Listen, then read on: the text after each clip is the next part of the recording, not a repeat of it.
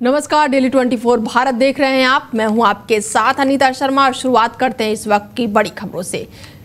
बड़ी खबर लेते हैं। दिल्ली एनसीआर की हवा में सांस लेना मुश्किल हो गया है और गैस चैम्बर बना दिल्ली एनसीआर। बड़ी जानकारी आपको दे दें कि नोएडा और गाजियाबाद में भी इमरजेंसी जैसे हालात और कई इलाकों में 400 से ज़्यादा एक्यूआई। बड़ी जानकारी दे दें कि नोएडा गाजियाबाद में भी इमरजेंसी जैसे हालात हो गए हैं और कई इलाकों में 400 से ज़्यादा एक्यूआई पहुंच चुका है।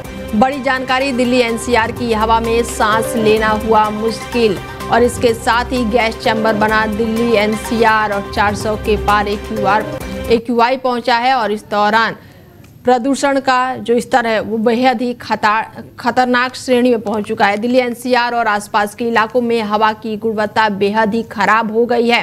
ताज़ा आंकड़ों के मुताबिक गाजियाबाद देश का सबसे प्रदूषित शहर बन गया है, जहां पर एक्यूआई 548 दर्ज किया गया है, जो कि काफ़ी गंभीर श्रेणी में आता है। नोएडा में एक्यूआई 468 और मेरठ में 378 और मुजफ्फरनगर में 375 और हापुड़ की अगर बात की जाए तो 373।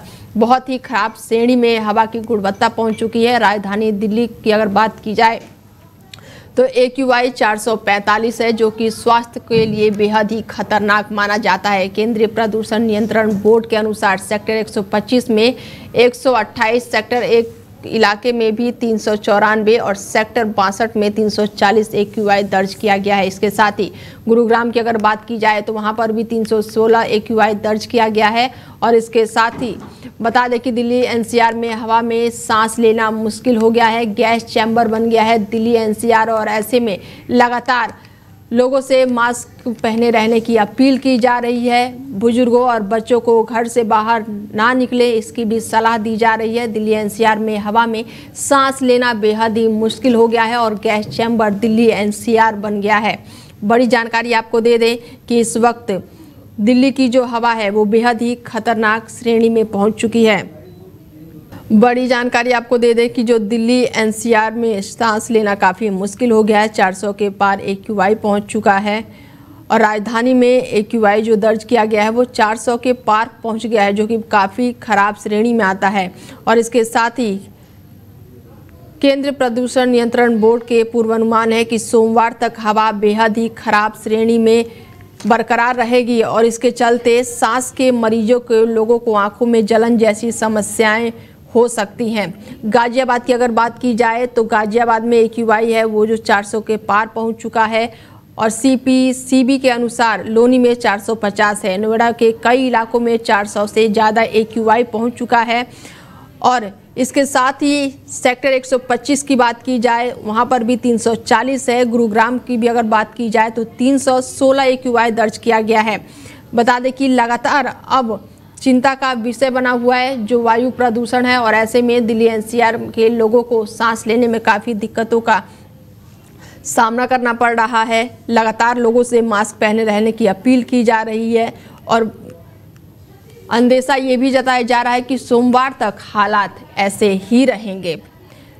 नोएडा के कई इलाकों में एक्यूआई जो है वो 400 के पार पहुंच चुका है।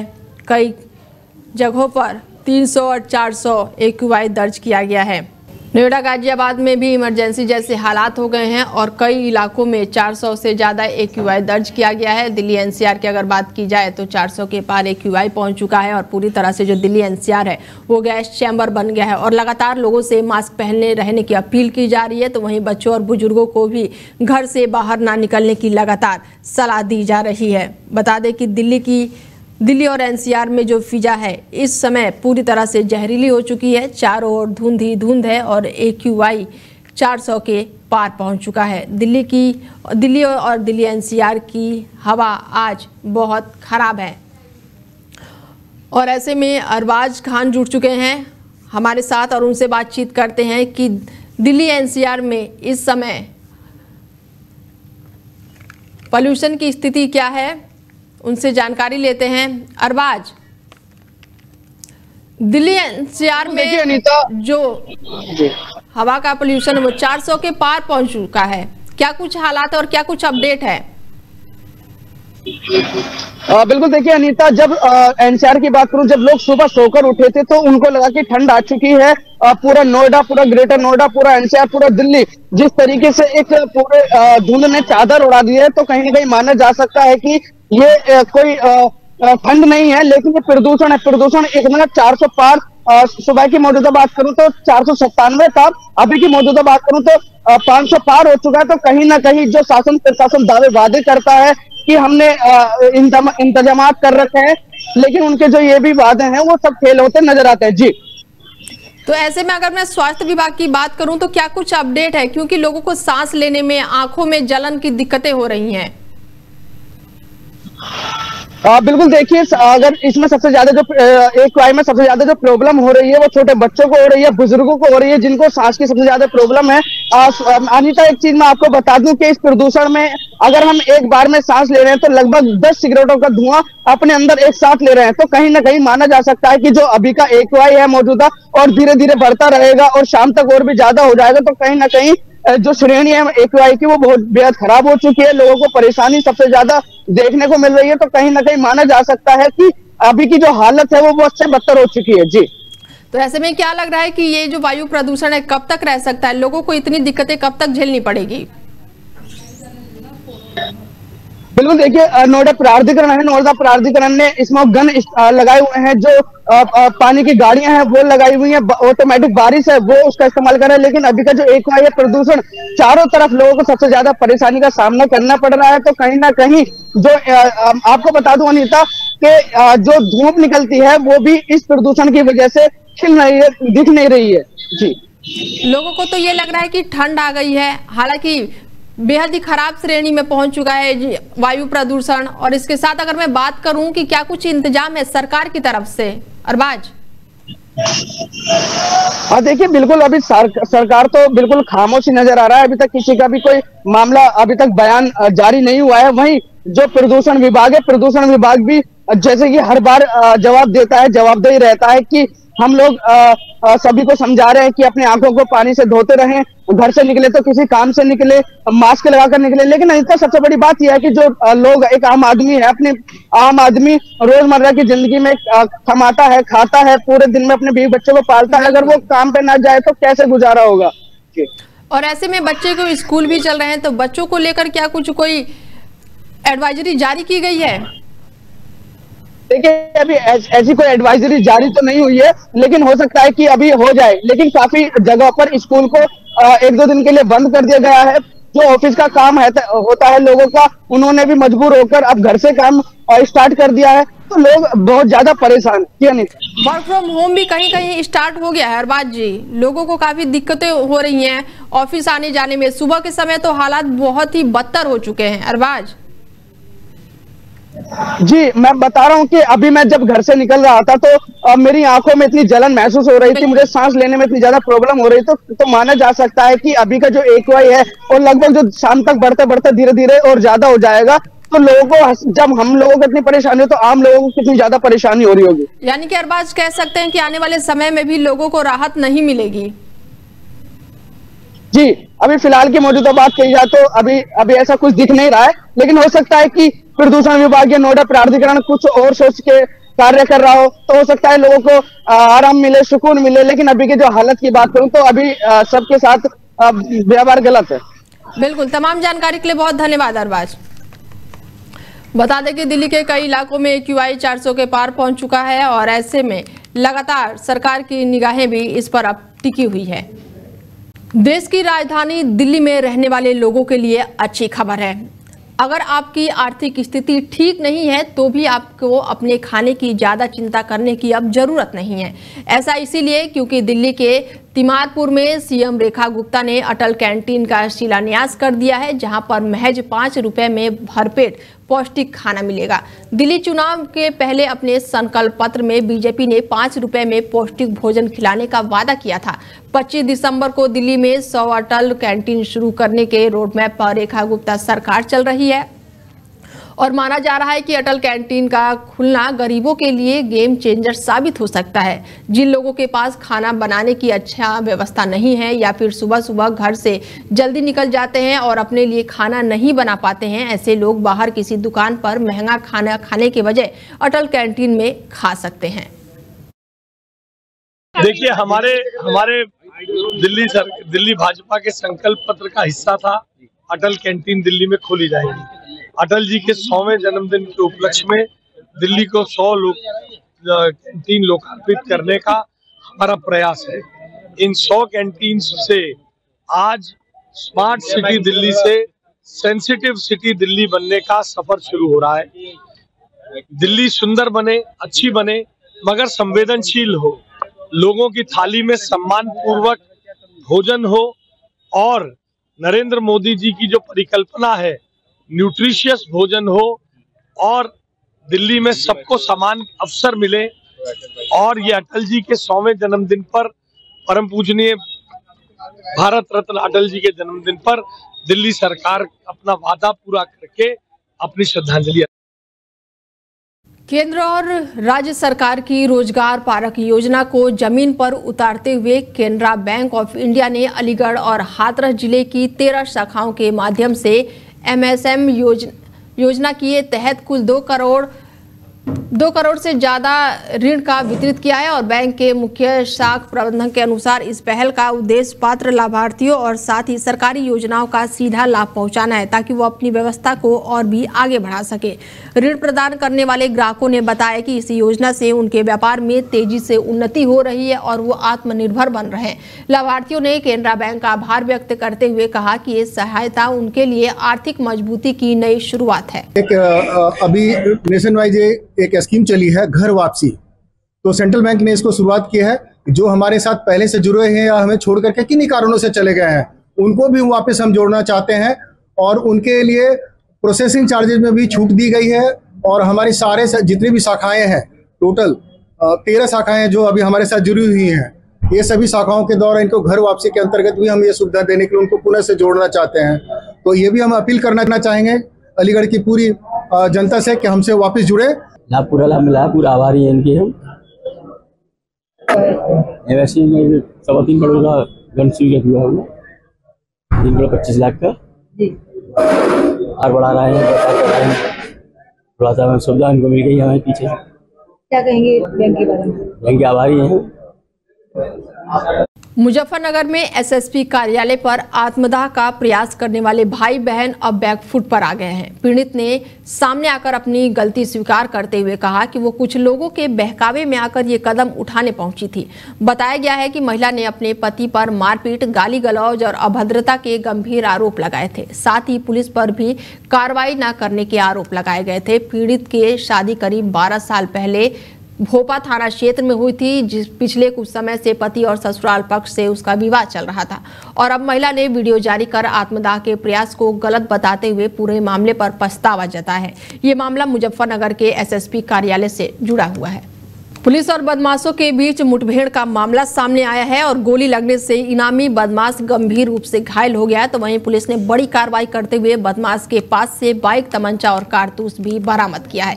बड़ी जानकारी आपको दे दें कि यूपी के मुजफ्फरनगर से खबर है, जहां पर शाहपुर थाना क्षेत्र में पुलिस और बदमाशों के बीच देर रात मुठभेड़ हो गई और इस दौरान पुलिस की जवाबी कार्रवाई में 25,000 रुपए का इनामी बदमाश बाबा चौधरी गोली लगने से घायल हो गया।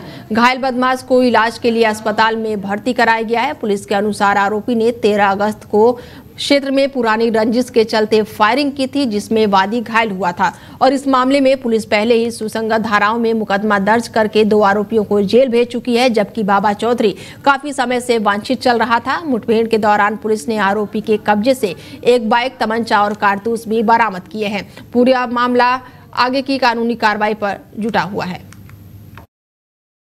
क्या पूरा मामला है? दिनांक 13 अगस्त को ग्राम बरवाला थाना शाहपुर में एक व्यक्ति के घर पे कुछ बदमाशों द्वारा आपसी रंजिश को लेकर फायरिंग की गई थी। 2 राउंड फायर हुए थे, जिसमें से एक गोली जो है वादी के पैर पे लगी थी।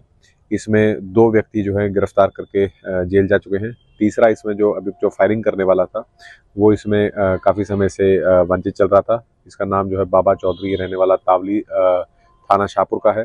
इसके ऊपर श्रीमान वरिष्ठ पुलिस अधीक्षक महोदय द्वारा जो है 25,000 रुपये का इनाम घोषित किया जा चुका था। लगातार टीमें इसके पीछे लगी हुई थी। आज जब इसकी सटीक सूचना मिली तो जब इसको गिरफ्तारी का इसका प्रयास किया गया तो इसने पुलिस पर फायर किया, और जब पुलिस ने आत्मरक्षा फायरिंग की तो इसके दोनों पैरों पर जो है गोली लगी है। ये बहुत ही एक शातिर बदमाश है, काफ़ी देर से फरार चल रहा था। इसके ऊपर पूर्व में भी कई पुराने मुकदमे आर्म्स एक्ट के, 307 के और लूट के। ये भी बता दें कि इसने पहले गाजियाबाद में पुलिस की राइफल भी लूटी हुई है, इंसास राइफल, उसका भी इसके ऊपर मुकदमा है। और चंडीगढ़ में, मोहाली में, शामली में कई इसके ऊपर फायरिंग के, 307 के, आर्म्स एक्ट के मुकदमे इसके ऊपर पुराने।